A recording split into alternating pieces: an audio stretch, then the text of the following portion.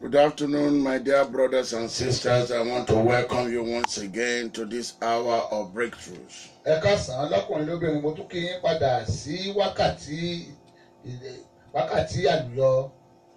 I pray in the name of Jesus that every area of your life that you need breakthroughs, that God will touch it now in the name of Jesus. Mo gbàdúrà pé gbogbo ibikíbi tí ẹ ti nílò àlùyọ nínú ayé yín, Olúwa yóò fọwọ́ kàn án. Usually your area of breakthroughs or your area of need may be different from the other. A mọ̀ pé ibi ìwúlò tẹ́ ti nílò àlùyọ ó yàtọ̀ sí ti ẹlòmíràn. But irrespective of the area that you need breakthroughs, God has the ability to give you breakthroughs. Bẹ́ẹ̀ ibikíbi tí ẹ bá ti nílò àlùyọ, Ọlọ́run ní agbára láti fún yín ní àlùyọ. Is a God that is capable of making a path through the Red Sea. Òun lọ́ba tó ń lànà sínú òkun pupa. Is the God that was capable of making a way through Jordan River. Òun lọ́ba tó lè lànà sínú odò Jọ́dánì. Is the God that brought the walls of Jericho down for the children of Israel. Òun lọ́ba tó gbé odi Jericho tó wó lulẹ̀ nítorí àwọn Ísírẹ́lì. Irrespective of the barriers that are standing between you and your Canaan land. Irrespective of the barrier that are standing between you and your blessings. Ohunkóhun tó wù kó jẹ́ ìdènà láàrin wa àti Canaan land rẹ àbí láàrin wa àti ìbùkún rẹ. Our God is able to give you this breakthrough. Olúwa wa ṣetán láti fún yín ní àlùyọ. That is one of the reasons why Jesus went to Calvary for you and I. Ìkan lára àwọn ìdí rèé o tí Jésù fi lọ sórí igi Calvary láti fún èmi àti ìwọ. That we might live abundant life, the life of heaven on earth. Ká lè gbé ìgbé ayé ọ̀run lórí ilẹ̀ ayé. Hallelujah. Hallelujah. Let us pray. Ìyá gbàdúrà. Everlasting Father, incredible God of the universe, once again we thank you for giving us yet another opportunity to minister to your people.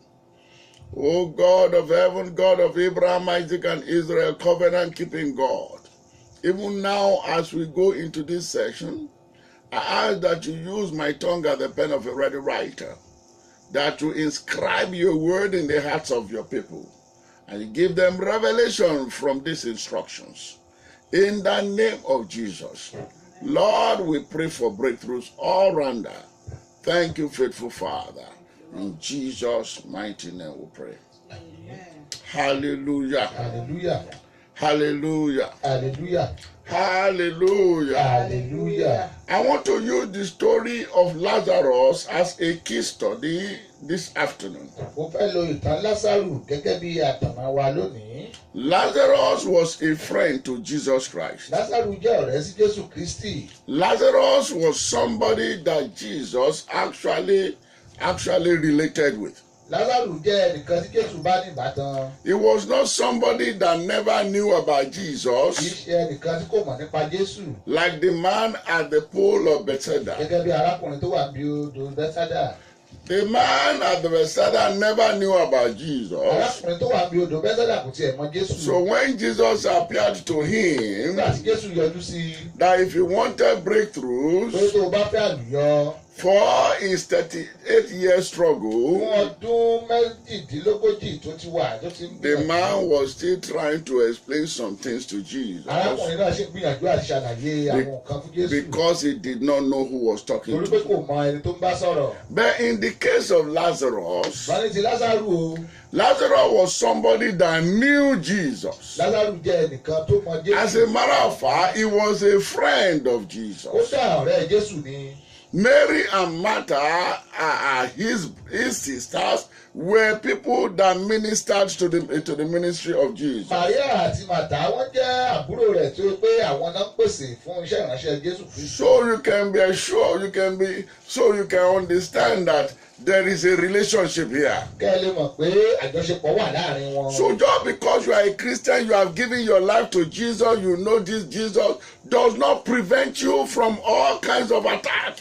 Torí pé o jẹ́ Kìrìsìtẹ́nì o ti fàyè rẹ fún Jésù o lè ṣe léyìí o lè ṣọ̀hún kò ní pé kí ìjàmbá má ṣe ọ́ o. It does not mean that troubles or trials will not come your way. Kò mí pé kí ìjàmbá àbí ìdánwò kó mọ̀ wá sí ojú ọ̀nà rẹ. As a matter of fact, Jesus himself, that in this world we see tribulation. Kódà Jésù fúnra rẹ̀ sọ pé nínú ayé ìyá ò rí ogun. He said, but in me you will have peace. Ṣùgbọ́n nínú mi ẹ ò ní àlàáfíà. He said, be of good cheer, for I have overcome the Ó world. ní ẹ tújú ká torí pé mo ti borí ayé. He said, because they have hated me, they will hate you too. Torí pé wọn ò fi nífẹ̀ẹ́ mi wọn ò lè nífẹ̀ẹ́ yín náà. He said, because I am not of the world and ye are not of the world. Torí pé mi ń ṣe tayé yìí ẹ̀yin gan ẹ̀ ń ṣe tayé yìí. So when a child of God is going through trials, situation or whatever, don't blaspheme God. Nítorí ìdí èyí tí ọmọ Ọlọ́run bá ń gba ìṣòro kọjá mọ́ fi Olúwa pé ẹnikẹ́ni. Má sọ̀rọ̀ òdì Má sólúwa. sọ̀rọ̀ òdì sólúwa. Because this same God is the one that's going to deliver you after you have gone through for a while. It says it will give you peace. Nítorí pé Ọlọ́run kan yìí náà ni yóò gbà ń gbà tó bá tiẹ̀ ti lọ. After you have gone through for a while, it will now finally establish you. Nígbà tó bá ti lọ ní ìṣòro fún ọ̀pọ̀lọpọ̀ àwa gbé ẹ jáde. Let me tell you, there will be no resurrection if there is no Calvary. Tí ò bá sí ikú kò lè sí ìyè. Irrespective of what you are going through today, that is not the last chapter of your life. Ohunkóhun tí o bá tẹ̀ fojú kò báyìí ẹ̀kọ́ ni ẹsẹ̀ tó kẹ́yìn nínú ayé rẹ. As a matter of fact, there are certain things you will go through in life that God himself allow it to happen. Lọ́mọ dájú pé ọ̀pọ̀lọpọ̀ ohun ló máa ṣe nínú ayé òtún pé Ọlọ́run gan-an ló fààyè rẹ̀ sílẹ̀. God will allow the devil to play his role in your life. Olúwa yóò fààyè fún èṣù láti tiẹ̀ ṣe ipa rẹ̀ nínú ayé rẹ. Because he wants to take glory concerning the Torí situation. kó fẹ́ gba ògo nípa ohun tó ṣẹlẹ̀ náà. And I see God taking glory concerning your situation this afternoon in the name of Jesus Christ. Àní mo rí Olúwa tó pògo nínú ayé rẹ lọ́sàn-án yìí. Hear me, my brothers and my sisters. Gbọ́ mi ọ̀rẹ́ lọ́kùnrin lóbìnrin. Because you have been praying, you have been fasting, you have asked people to pray for you, you have not seen answer, does not mean that God has denied you. Torí pé o ti ń gbàdúrà o ti ń gbàwẹ̀ o rí kó ṣe ìyẹn omi pé Ọlọ́run ti fi ọ́ sílẹ̀. It does not mean that God is not hearing your prayer. Mo fi hàn pé Ọlọ́run kò gbọ́ àdúrà rẹ̀. But you have to remember that He makes all things beautiful in His Ó time. láti rántí pé ó jẹ́ kí o gbogbo dára ní àkókò tiẹ̀. Don't be frustrated, don't be tired, don't be disheartened. Má jẹ́ kó rẹ̀ ọ́, má jẹ́ kí ọkàn rẹ pòrúurú. Má sì jẹ́ kó sú ọ. Má jẹ́ kó sún ọ. Continue to pray. Gbìyànjú kí o máa gbàdúrà sí. Continue to pray Gbìyànjú kí o máa gbàdúrà sí. until your testimony comes. Títí tí ẹ̀rí rẹ yóò fi dé. Hallelujah. Hallelujah. We will be looking at the book at John chapter number 11. A máa wo ìwé Jòhánù orí kọkànlá. The gospel according to John chapter number 11. Ìwé ìyìnrere sí gẹ́gẹ́ bí Jòhánù ṣe sọ orí kọkànlá. The gospel according to St. John chapter number 11. Ìwé ìyìnrere gẹ́gẹ́ bí Jòhánù ṣe sọ orí kọkànlá. Shall we start? Because if I tell you to just read few of the scriptures there, you may not read it. I might as well just get you to read now. Ẹ jẹ́ ká bẹ̀rẹ̀ rẹ̀ báyìí. Ara ọkùnrin kan sì ṣe aláìdá. Now a certain man was sick, Lázárù named Lazarus, ará Bẹ́tánì of Bethany, tí í ṣe ìlú Màríà àti Màtá arábìnrin rẹ̀. the town of Mary and Martha, the company, which means they are of the same family. Màríà náà ni ẹni tí ó fi òróró ìkunra kun Olúwa. It was this Mary that used oil to anoint our Lord Jesus Christ, Tí ó sì fi irun orí rẹ̀ nu ẹsẹ̀ rẹ̀ nù. and was using her hair, which represents her glory, to Arákùnrin begin rẹ̀ to ni wipe. Lásárù ṣe. And she is the sister of Lazarus. Lazarus was the brother who was sick. Nítorí náà ni àwọn arábìnrin rẹ̀ ránṣẹ́ sí i. Therefore, the sister, they sent to him, Wípé saying, Olúwa Lord, wò ó. behold, Ara ẹni tí ìwọ fẹ́ràn kò dáa. your friend that you so much love is sick. Nígbà tí Jésù sì gbọ́, And when Jesus heard that, ó wí pé he said, àìsàn yìí kì í ṣe sí ikú, this sickness is not unto death, ṣùgbọ́n fún ògo Ọlọ́run. but for the glory of God, Kí a lè yin ọmọ Ọlọ́run lógo nípasẹ̀ that the rẹ̀. Son of God might be glorified thereby. Jésù sì fẹ́ràn Màtá. Please hold it right there. Here, you can hear what Jesus said. Ibi olùgbọ́ tí Jésù wí. Jesus said, this sickness is not unto death. Jésù wí pé àìsàn yìí kì í ṣe fúkú. He said, but that the glory of God might be made Ó manifest, ní kí ògo Olúwa kó lè yọ ni. so that the Son of God might be Kí glorified ọmọ ènìyàn ká lè fi ṣògo through this situation. nípa ohun tó ṣẹlẹ̀ yìí. Now, if Jesus said this sickness is not unto death, Tí Jésù bá sọ pé àìsàn yìí kì í ṣe fúkú, but didn't Lazarus die? ṣé tí Lásárù sì wá kú? Hallelujah. Hallelujah.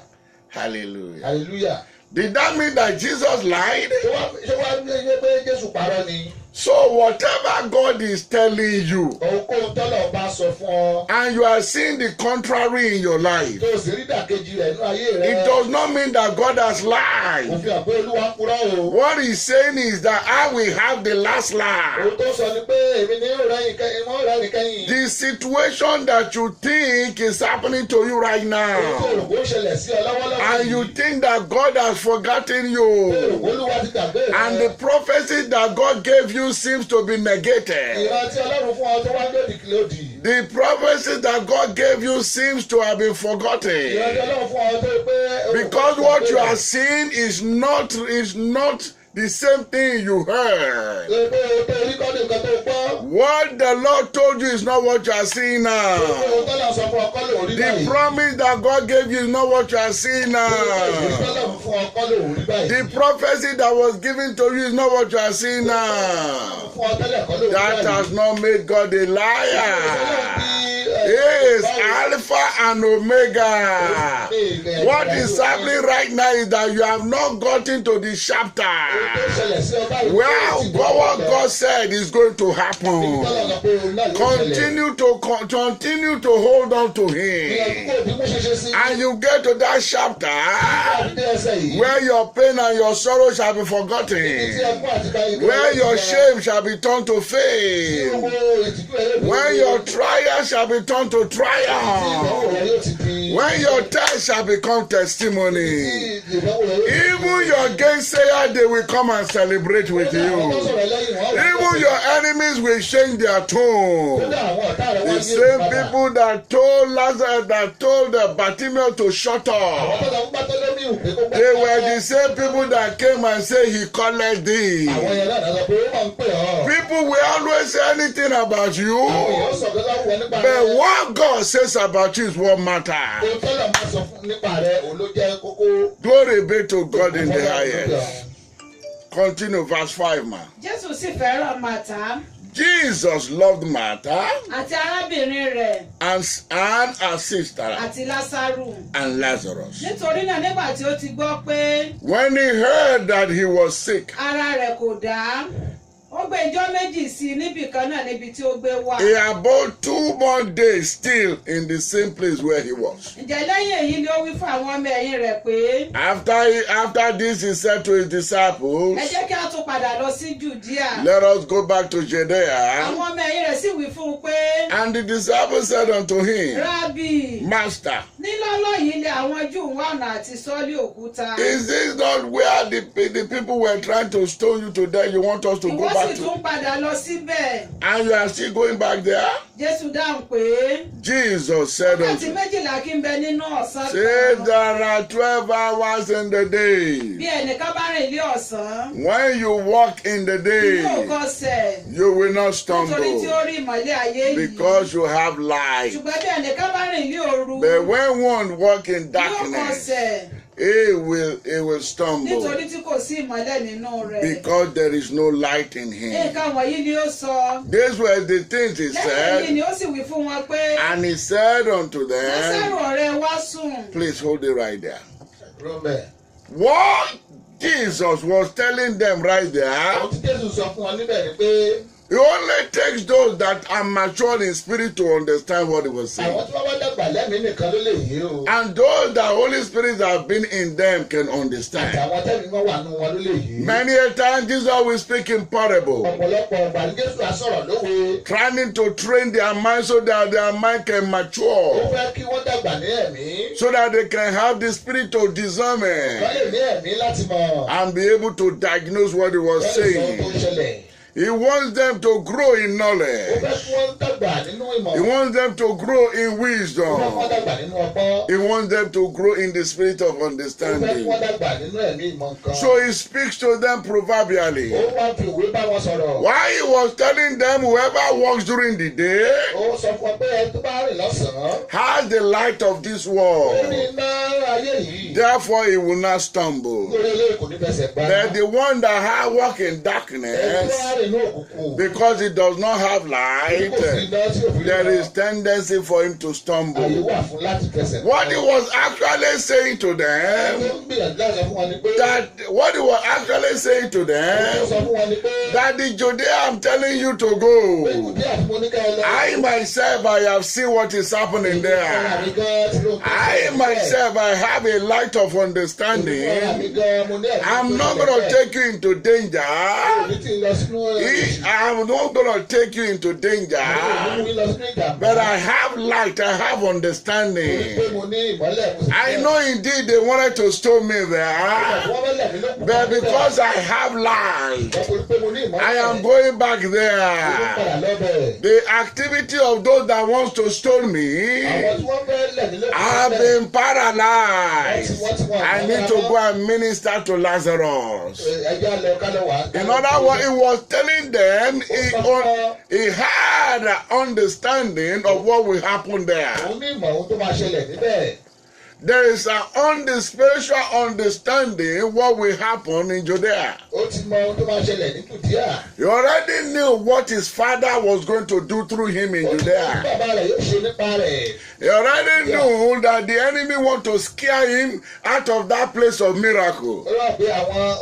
That is why they were stoning him last night.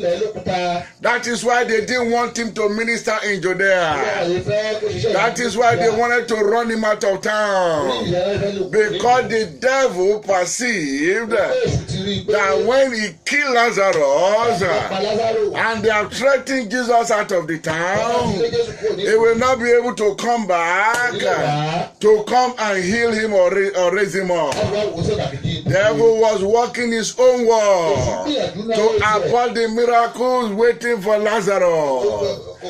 But God, who is Alpha and Omega, that sees the end from the beginning, he already orchestrated the miracle, how it was going to play out, and by the spirit of revelation, he has shown it to his son.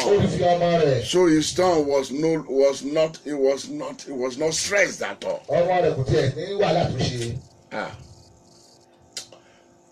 Oore tí ò ní stress Ọlọ́run kò ṣe fún ọ nínú ọdún yìí. Àmín Jésù. The goodness that doesn't have any stress, God will do it for us in this year. Amen. Hallelujah. Hallelujah. Hallelujah. Hallelujah. Continue from verse 11, ma. Nǹkan wọ̀nyí ni ó sọ. This was the thing he said. Lẹ́yìn èyí ni ó sì wí fún wọn pé. After this he said, Lásárù ọ̀rẹ́ wa sùn. Lazarus is sleeping. Ṣùgbọ́n èmi lọ kí èmi kí ó lè jí dìde I want nínú to oorun go rẹ̀. and wake him out of the sleep. nítorí náà àwọn ọmọ ẹ̀yìn rẹ̀ wí fún un pé. And his disciples, they said unto him, Olúwa, our bí Lord, ó bá ṣe pé ó sùn, if he's asleep, yóò sàn. he will do well. Ṣùgbọ́n Jésù sọ ti ikú rẹ̀. And Jesus was telling them about the Ṣùgbọ́n wọ́n rò death. pé But they ó sọ thought ti oorun sísùn. he was speaking about just natural sleep, just when we just go to sleep, was resting. Hallelujah. Hold it right there. Why is it that Jesus said that Lazarus was sleeping? kí ló dé tí Jésù sọ pé Lásárù ń sùn? Why did Jesus not say Lazarus is dead? kí ló dé tí Jésù sọ pé Lásárù ti kú? Why? Because first of all, he already declared a word that this sickness is not unto death. torí pé ó sọ pé àìsàn yìí kì í ti kú. He already said this sickness is not unto death. ó ní àìsàn yìí kì í ti kú. And the language of heaven is different from the language of the earth. ọ̀rọ̀ ọ̀run ó yàtọ̀ sí ọ̀rọ̀ ayé o. On the earth, when you pour, you say, I am broke. ilé ayé yìí tó bá lówó wà ní olówó lọ́wọ́. But in the kingdom, when you are poor, when you don't have money, you say you are rich. ṣùgbọ́n níbo ni àwọn tó bá yẹ pé olówó wà sọ pé mo lówó tó pọ̀. In this realm, when somebody is sick, they say they are sick. nínú ayé tá a wà yìí tí ara rẹ ò bá yá wà lára rẹ kò yá. But in the kingdom, we say, I am healed. tó bá jẹ́ ní àwọn ni wà á ní mo ti gba ìwòsàn. So what Jesus Christ was saying was confessing what he was going to see. ohun tí Jésù Kristi sọ ni pé ó sọ ohun tó máa ṣẹlẹ̀. What have you been confessing in your own life? kí ló ti ń fẹnu rẹ sọ nínú ayé rẹ? What have you been confessing in your own kí ló life? ti ń fẹ rẹ sọ nínú ilẹ̀ The rẹ? Bible says, let the poor say, I am rich. bíbélì ní ẹni ní ẹni tí kò tòṣì kó lọ pé òun. Let the weak say, I am ẹni strong. kí ẹni tó lọ pé òun kò lágbára kó lòun lágbára. If you are sick, the Bible says you should say, I am wọ́n ní healed. ìwọ tó bá yẹ pé òun ṣàṣà sọ pé mo ti gba ìwòsàn. What kind of confession have you been giving? irú ọ̀rọ̀ wo ló ń jáde lẹ́nu rẹ? I say the confession the devil wants you to give, pé ohun tí èṣù fẹ́ kó sọ jáde nìyẹn. or the confession God says you should give. àbó ohun tí Ọlọ́run fẹ́ kó bẹ̀rẹ̀ sí ní sọ. Lazarus is sleeping. Lásárù ń sùn. That was what he said. nǹkan tó sọ nìyẹn. I'll go there to wake him from his sleep. a ó lọ jí nínú oorun ẹ̀. But they had no understanding. wọn ò mọ ohun tó sọ. He had to come to their level and break it down to them. ó láti wá sí ipa wọn kó lè wá ṣàlàyé fún wọn. Continue, man. Nígbà náà ni Jésù wí fún wọn gbangba pé. Then Jesus broke it down to their level. He said, okay, Lásárù kú. Lazarus is dead. Èmi sì yọ̀ nítorí yín. And I'm glad for your sake Tí èmi kò sí níbẹ̀. that I was not Kí ẹ there. lè gbàgbọ́. So that the intent, so that to this intent ye may believe. Ṣùgbọ́n ẹ jẹ́ kí a lọ sọ́dọ̀ rẹ̀. And nevertheless, let us go. Nítorí náà Tómásì, So Thomas, ẹni tí a pè ní Dídímù, the son of wí Didymus, fún àwọn ọmọ ẹ̀yìn ẹgbẹ́ rẹ̀ pé. unto the fellow disciples, Ẹ jẹ́ kí àwa náà lọ. he said, let us go there Kí a lè bá kú pẹ̀lú. and die with him too. I'm sure Jesus was saying in his spirit, you and who? Nítorí náà nígbà tí Jésù dé, So when Jesus arrived, ó rí i pé a ti tẹ́ sínú ibojì ní ijọ́ he mẹ́rin saw náà. that they have buried him, they have put him, they have buried him, they have put him in the sepulchre. Ǹjẹ́ Bẹ́tánì súnmọ́ Jerusalem tó fọ́lọ́ngì mẹ́ẹ̀ẹ́dógún. It was about 15 furlongs off, was Bethany to Jerusalem. Ọ̀pọ̀ nínú àwọn Júù sì wá sọ́dọ̀ Màtá àti And Màríà many of the Jews came to Martha and Mary láti tù wọ́n nínú to comfort nítorí ti him arákùnrin wọn. concerning their brother. Nítorí náà nígbà tí Màtá gbọ́ pé Jésù ń bọ̀ wá, Then Martha, as soon as she heard that Jesus was ó coming, jáde lọ ìpàdé rẹ̀. went to meet him, Ṣùgbọ́n Màríà jókòó nínú ilẹ̀. but Mary sat in the house. Nígbà náà ni Màtá wí fún Jésù pé. Then said Martha unto Jesus, Olúwa, Lord, ìbá ṣe pé ìwọ ti wà níhìn-ín. if thou had been here, Arákùnrin mi kì bá ti kú. my brother would not have died. Ṣùgbọ́n nísinsìnyí náà, But mo now, mọ̀ pé even now, ọkàn tí ìwọ bá béèrè lọ́wọ́ Ọlọ́run, whatsoever thou will ask of God, Ọlọ́run yóò fi fún ọ. God will give it thee. Jésù wí fún un pé And Jesus said unto her, arákùnrin rẹ yóò jíǹde. thy brother will rise again. Màtá wí fún un pé And Martha said mo unto mọ̀ pé him, yóò jíǹde lé àjíǹde I lórí know he shall rise again in resurrection Jésù wí fún un pé. at the last day.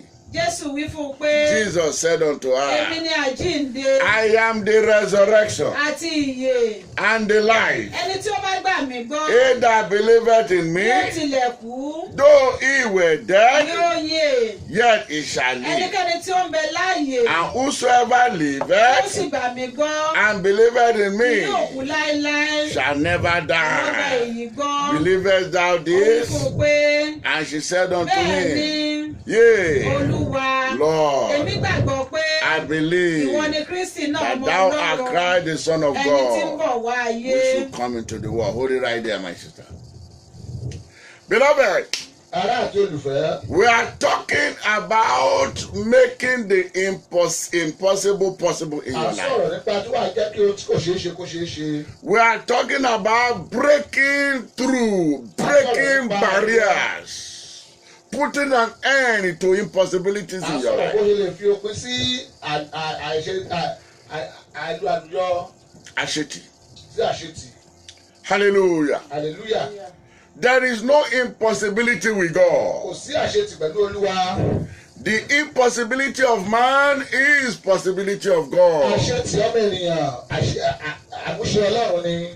Here, look at the situation that Jesus himself waited until Lazarus began to decay. Tí ẹ bá wò ó, Jésù dúró débi pé Lásárù bẹ̀rẹ̀ sí ní jẹrà. Look at when they told Jesus, after 4 days, he finally showed up. Ẹ wo ìgbà tí wọ́n sọ fún Jésù lẹ́yìn ọjọ́ kẹrin ó yọjú. How many a times you tell a man of God and you expect him to respond immediately and he does not respond and you get angry? Ọ̀pọ̀lọpọ̀ ọgbà ni ó sọ fún pásítọ̀ ẹ̀ tó rò pé ó máa sáwá kíákíá tí ò wá kíákíá. As if he's the one that will do the miracle. Àrẹ̀lẹ́rẹ̀ pé òun ló máa dá iṣẹ́ ìyanu yìí He ṣe. is the one that will speak to God and God is the one that does the miracle. Bí ẹ pé òun ló máa sọ fọ́lọ́run ọlọ́pàá ṣe iṣẹ́ ìyanu. You must trust in God at all O times. gbọ́dọ̀ gbàgbọ́ nínú Ọlọ́run ní gbogbo ìgbà. Martha told Jesus, I believe you are this Christ, the Son of God that's supposed to come. Màtá sọ fún Jésù pé wọ́n pé wọlé Ọlọ́run wọlé tó ń bọ̀. But Jesus was trying to tell him that, look, I am not only the Son of God, I am resurrection and life. Jésù sọ pé mi iṣẹ́ Ọlọ́run nìkan èmi ni àjíǹde àti ìyè. You know me as the Son of God, indeed you are Ó right. gbà mí gẹ́gẹ́ bí ọmọ Ọlọ́run ló But jẹ́. if this does not happen, people will not know that I have the capacity to raise the dead. Tẹ́lẹ̀ yóò bá ṣẹlẹ̀ àwọn èèyàn pé mo ní agbára láti dìde.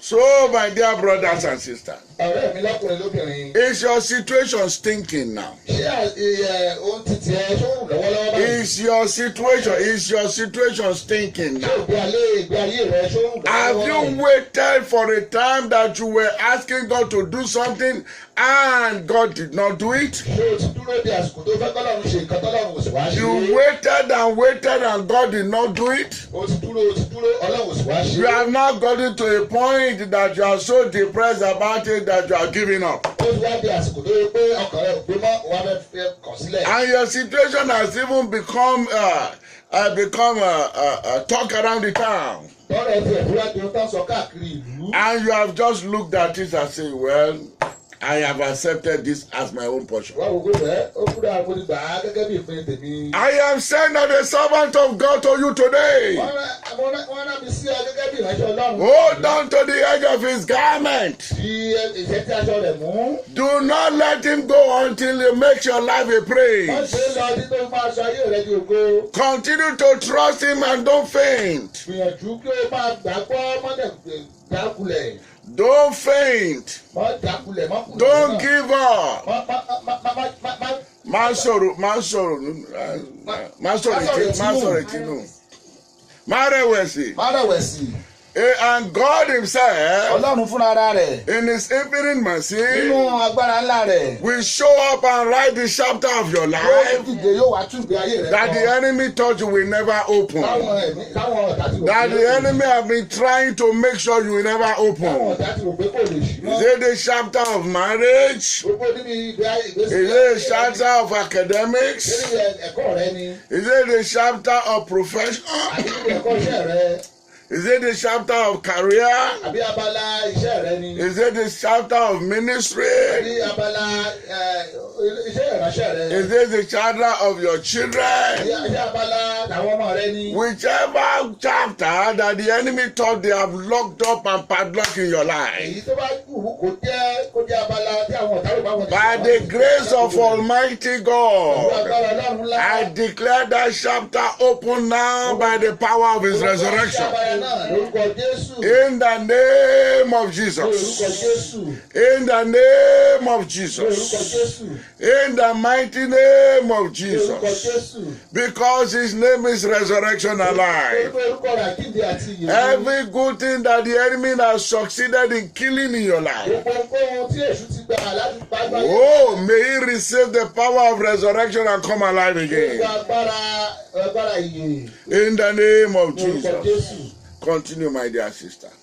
nígbà tí ó sì ti wí èyí tán And after he has said this, ó lọ he went ó sì forward. pe Màríà arábìnrin rẹ̀ sẹ́yìn wípé He called Mary, the sister of Lazarus. olùkọ́ni dé He said, the teacher, Rabbi, is here ó sì ń pè ọ́ and is calling you. nígbà tí ó gbọ́ When she heard, ó dìde lọ́gán she arose quickly ó sì wá sọ́dọ̀ rẹ̀ and she came. Jésù kò sáà tí ì wọ ìlú Jesus had not even ṣùgbọ́n ó wà gotten into níbi the town. kan náà tí Màtá pàdé rẹ̀ He was in the outskirts of the town where Martha met him.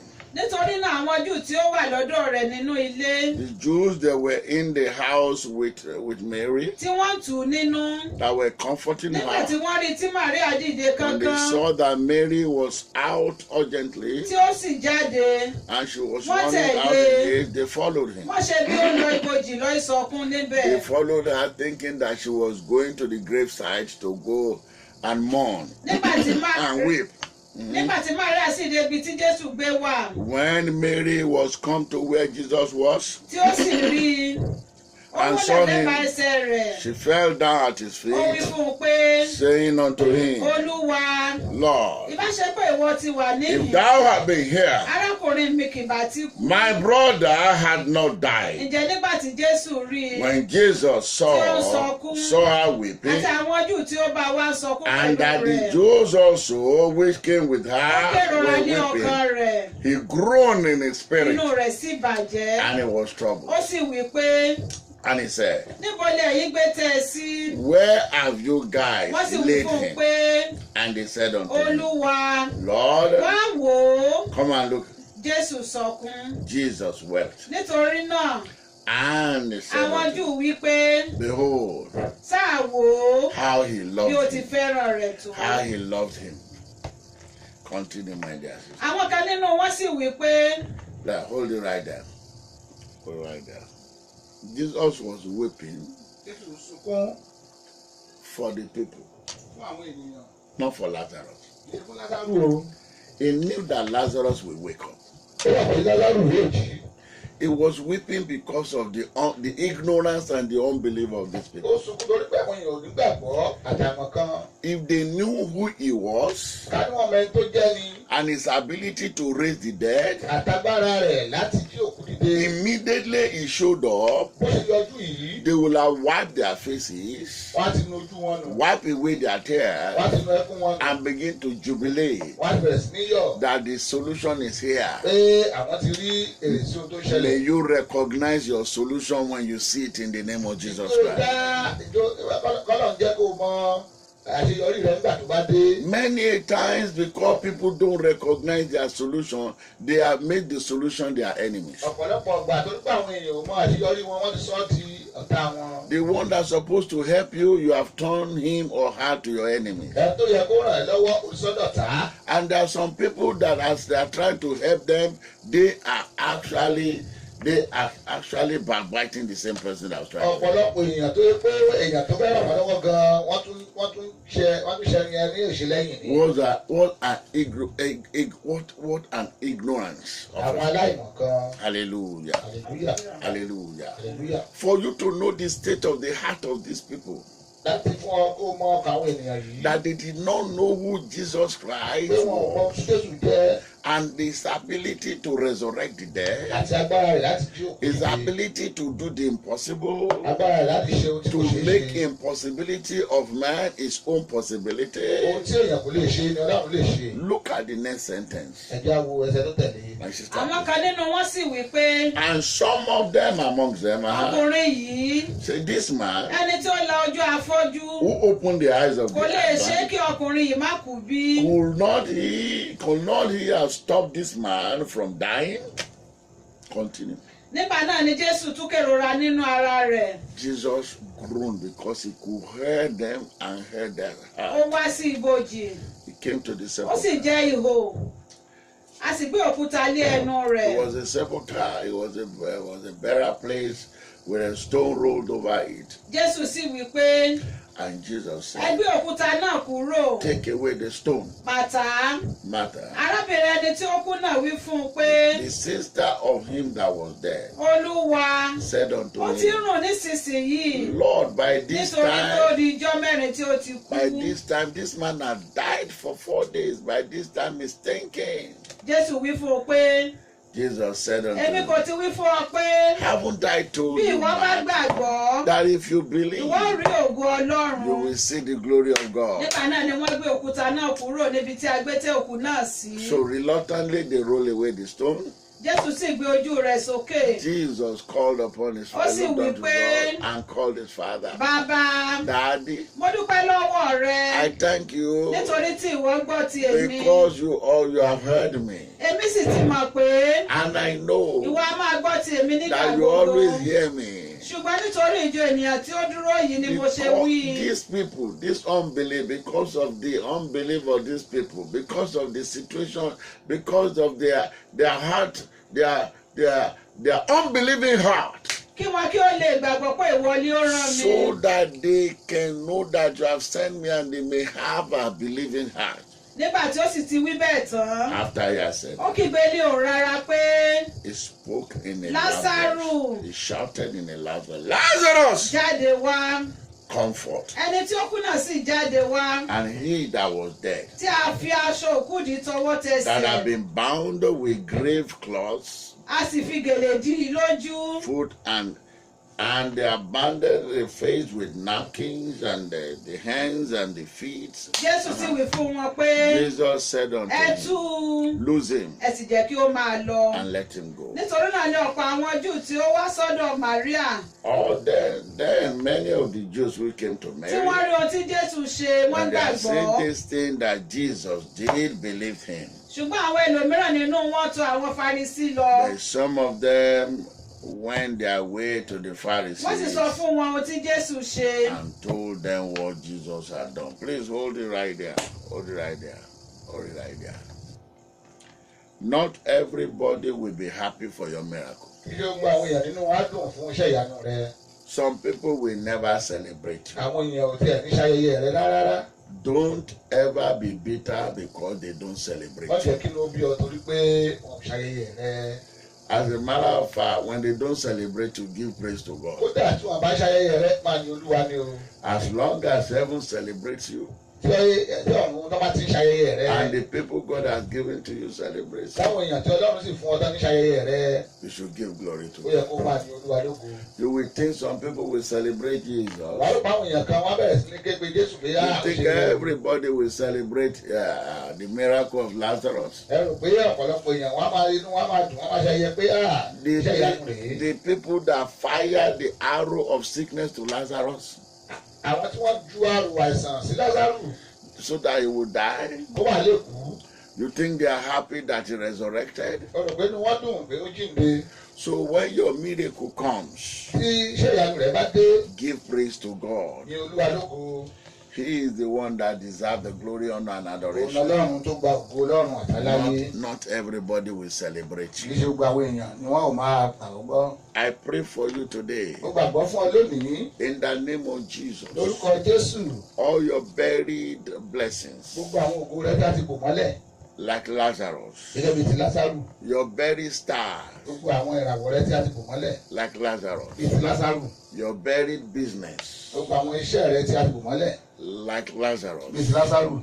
your buried desires, gbogbo àwọn ìfẹ́ ọkàn rẹ tí a rí bò mọ́lẹ̀ like Lazarus, bíi ti Lásárù. may the power of God from on Kí high Ọlọ́run kí agbára Ọlọ́run láti òkè wá exhume it and resurrect kó it. wú in wọn Jesus' dìde name. kó dẹ̀ jí wọn dìde. Where you have been head bound, Ibi tí a dè ọ́ mọ́, where they have bound your hands, ibi tí wọ́n dè ọwọ́ rẹ, they have bound your feet, tí wọ́n dè ẹsẹ̀ rẹ, they have used grave cloth to cover your wọ́n fi aṣọ face, òbòjú náà fi bojú rẹ. that you don't have direction from your life. Tó For o your ní life. ìtọ́sí láti You have ibi been stagnated in certain area of your life for so many years. epo ti dúró nínú ayé rẹ níbi Every effort that you try to make has resulted in nothing. gbogbo ohun tí o gbìyànjú láti ṣe òfò ló já sí, Àṣetì ló já sí. àṣetì ló já sí.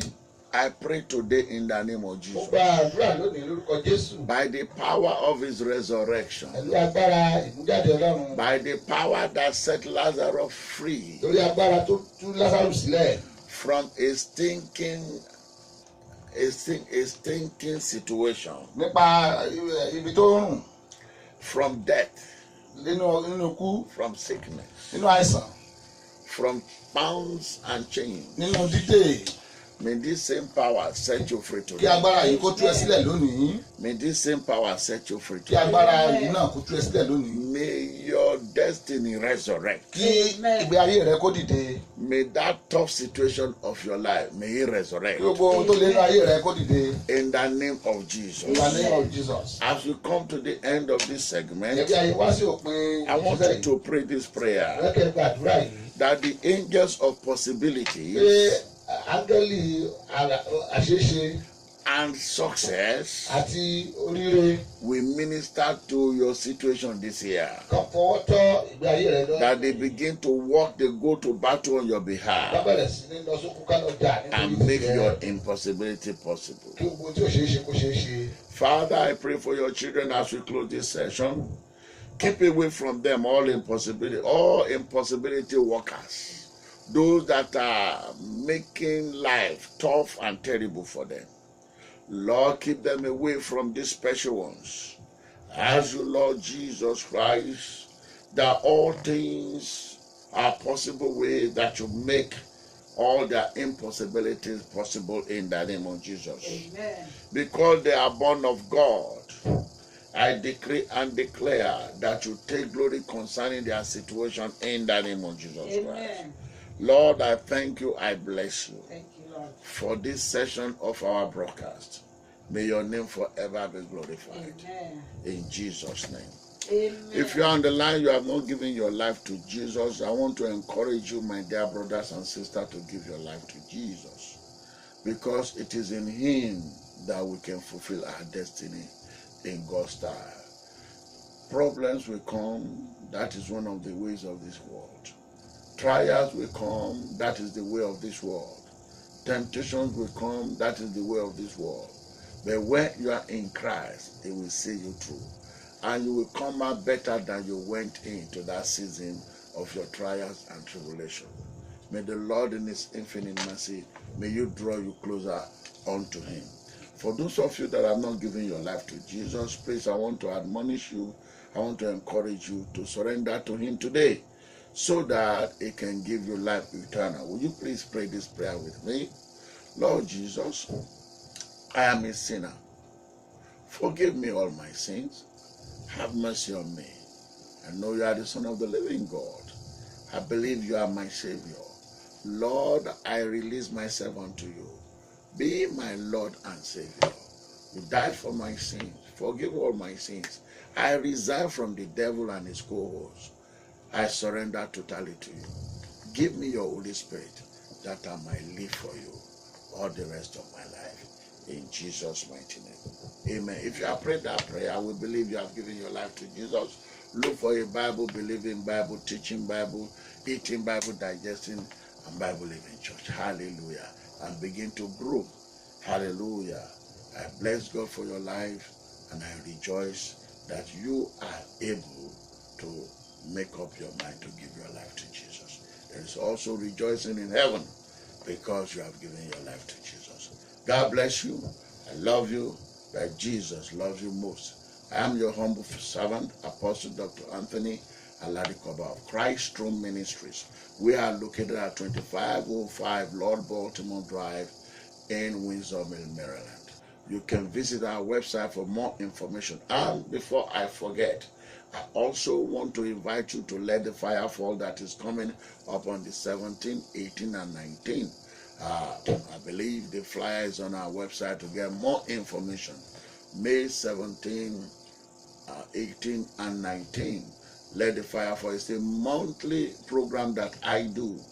And in his presence, you'll be baptized with fire, and every hand of the devil in your life, in any area of your life, the lives of your children, shall be broken off. In the name of Jesus. God bless you. Visit our website, ChristThrone.org. Christ Throne, like the throne of God, like the throne of the King. ChristThrone.org or ChristThroneMinistries.com. It will bring you to the same website. God bless you. Keep on winning. You are a champion, a go-getter. Nothing can stop you if you don't stop yourself.